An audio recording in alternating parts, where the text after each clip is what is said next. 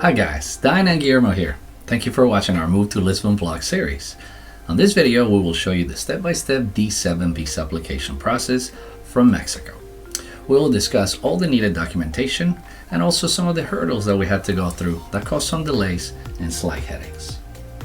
Overall, the Portuguese visa application process was not extremely difficult, but our Mexico visa application was much easier.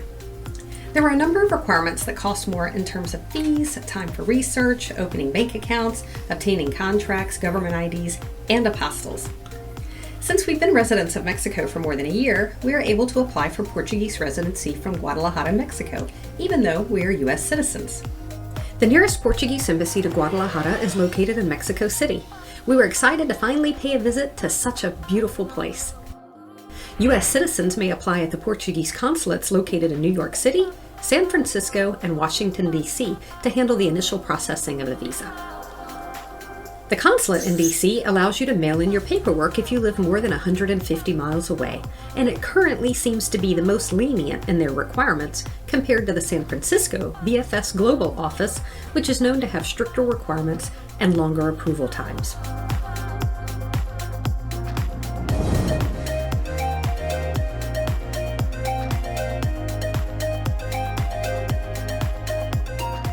We emailed the Portuguese ambassador in Mexico City to confirm all the necessary forms needed from us. Their response was prompt and detailed, with a list of preliminary documents required. If you're applying in the US, you can find the full list of required documents in the description below. And also check out our first vlog, Applying for Portuguese Residence, if you click the video card here. We filled out the national visa application form. Although we received a Portuguese copy, you can find an English version in a link found in the description of the video below. We cross-checked the requirements with the files and information provided at the Americans and Friends PT Facebook group. Not only a place for extensive information about the process of US expats moving to Portugal, but also we got the opportunity to chat with a few people applying from Mexico like us. We also researched airline requirements for pet travel and researched the shortest travel routes so our pups don't stress out too much. We will have another entire video vlog about pet travel and different ways to transport your fur babies.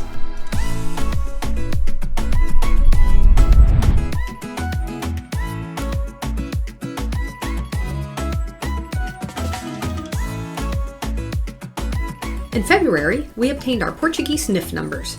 A NIF is the Portuguese tax identification number, also referred to as a tax contribution number. You will need a NIF for a variety of reasons: to buy a property, open a bank account, obtain a mortgage, pay taxes, study, set up utilities, and more. It's basically a way for the Portuguese government to track spending, and, in particular, to prevent companies from dodging taxes. There are 3 ways to obtain your NIF as a non-Portuguese resident. 1. Pay a company to get your NIF. There are a number of companies and individual lawyers that can help you get the NIF by giving them a power of attorney and letting them act as your fiscal representative. Border.io is an expat-run company that charges $150 USD for their service with a turnaround of a week, and nifonline.pt, a cheaper option for 60 euros, but it can take up to a month to obtain your NIF. 2. Ask someone living in Portugal to be your tax representative to complete paperwork. You can obtain your NIF online through the Finanças portal website. The downside of this is that you need a person who is a permanent resident in Portugal to be your tax representative and act as a communication channel between you and the office. 3.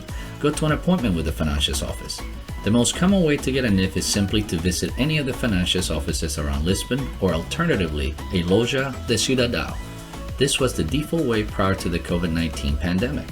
As of this video, the Finanças offices are closed for walk-ins, so you'll need to use one of the other methods instead.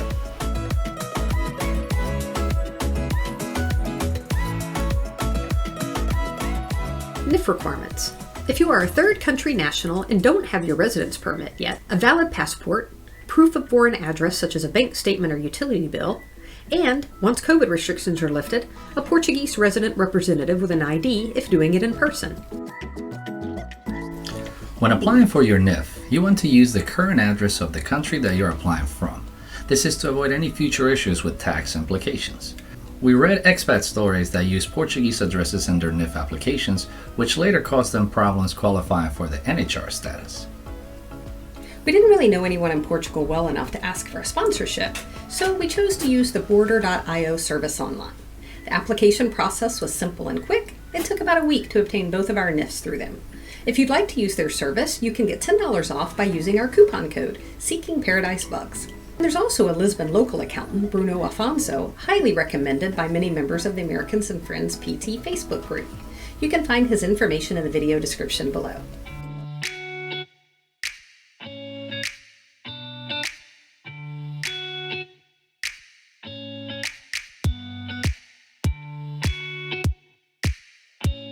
We booked a 6-month accommodation using Flario.com. We were able to get an actual lease in Portuguese and in English.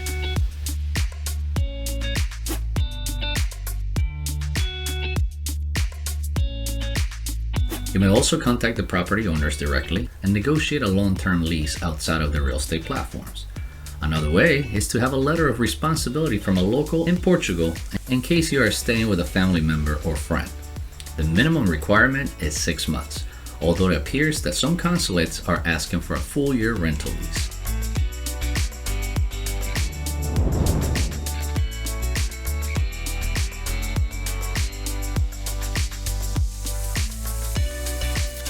We booked our flights to Portugal for July 1st. We wanted to leave from Washington, D.C., so we could also have a chance to see friends and family before the move to Portugal. We chose TAP Airlines because we use mileage points for business class and they have non-stop flights from the East Coast to Lisbon. We also collected our latest 3-month financial statements as proof of sufficient funds. We are retired, so we don't receive a salary, but we do collect income from rental properties we own back in the US and other investments. Based on the 2021 Portuguese annual minimum wage for 2 applicants, we deposited 12,000 euros in a Portuguese bank account as proof of financial means. We read some of the consulates accept and approve far less amounts, but we didn't want to take a chance.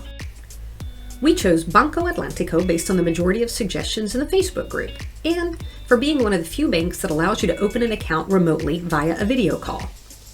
The process was pretty easy. The representative spoke English. We both did separate interviews but opened a joint account. It took about 2 weeks for the account to be opened, and the funds transfer took about 24 hours. There are many other bank options like Santander, BPI, Millennium, BNI, Activo, Banco Best, and more. Just make sure to confirm their requirements and fees as they change them periodically. You can also use a paid service such as Border, which we used for our NIF, as they are now also opening bank accounts for remote expat applicants. And few individual servicers available that we read about, of which we provide their information in the video description below.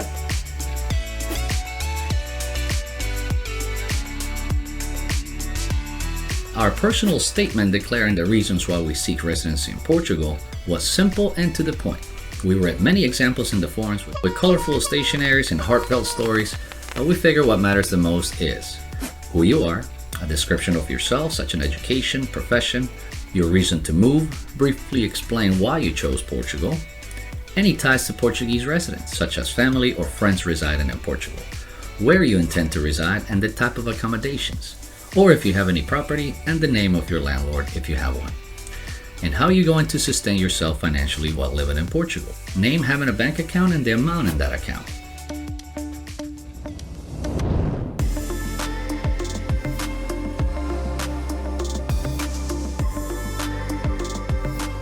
We scheduled our preliminary interview by email with the Portuguese Embassy in Mexico City for April 16, 2021.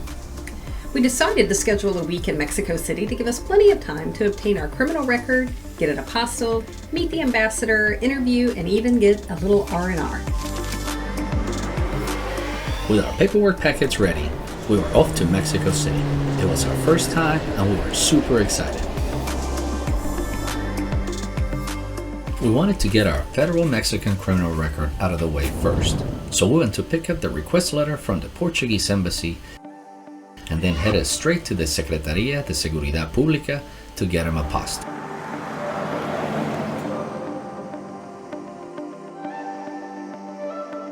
To our surprise, we were supposed to make an online appointment due to COVID restrictions at the moment. We tried to do it on the spot and quickly realized that they have more requirements than just our passports and Mexican temporary residency cards to be able to make such appointment. That included providing copies of both of our birth certificates, and they had to be apostille. The birth certificates have to be recently issued and legible. Both of our birth certificates were too old to use. The Portuguese embassy was not interviewing us until the Mexican criminal record was obtained. We have made a big mistake to not schedule this criminal record appointment a lot sooner, and at the time, due to COVID, the U.S. states of California and Mississippi were not expediting new records or apostilles. Thankfully, we only had to wait a week for Diane's apostille birth certificate from Mississippi to arrive, but it took a month for mine from the state of California. This was a big blow to our plans because a chain reaction ensued, affecting our timeline by a month. We had to extend our rental lease in Guadalajara, reschedule our meeting with the embassy, reschedule all our flights, and return to Mexico City again. Everything was going to cost us extra money and stress. Not a good way to start the process.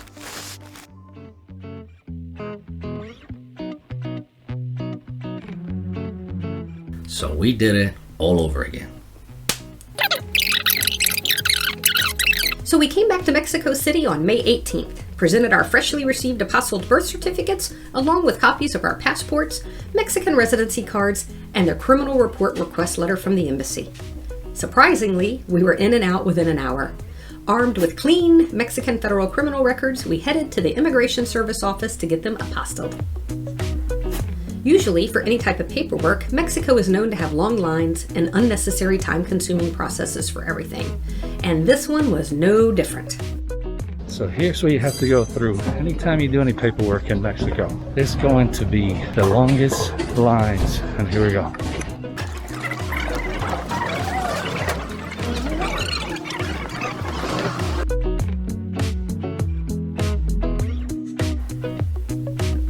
But with lots of patience and comfortable shoes, we got it done.